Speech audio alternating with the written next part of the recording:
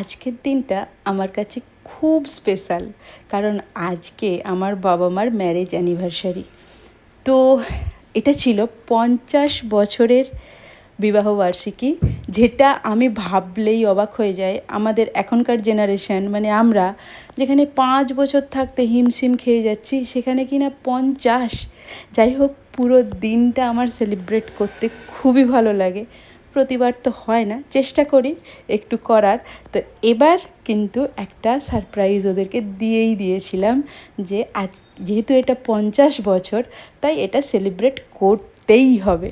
তো আমরা গিয়ে ওদেরকে ফার্স্ট কেক কাটিয়েছি, যেটা কিনা আমাদের এখন ট্র্যাডিশনই বলা চলে।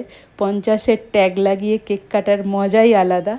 তারপর যেটা করেছি, বললাম তোমাদের বিয়ে তো আমরা দেখিনি, তাই তোমরা একটু মালা বদল করো, যেটা আমরা দেখব। আর এটাই ছিল আমাদের সব থেকে ভালো লাগার মুহূর্ত। যাই হোক, ওরা খুব লজ্জা পাচ্ছিল, বিশেষ করে বাবা একটু বেশিই লজ্জা পাচ্ছিল মায়ের থেকে। আর এদিকে কুট্টুস দাদুভাইকে কিন্তু গোটা মুখে কেক মাখানোর চেষ্টা করেছে। তো এইগুলো মনে হয় না যে কোনো পয়সার বিনিময়ে পাওয়া যায়। খুব ভালো লাগা এই মুহূর্তগুলো সবসময় থেকে যাক।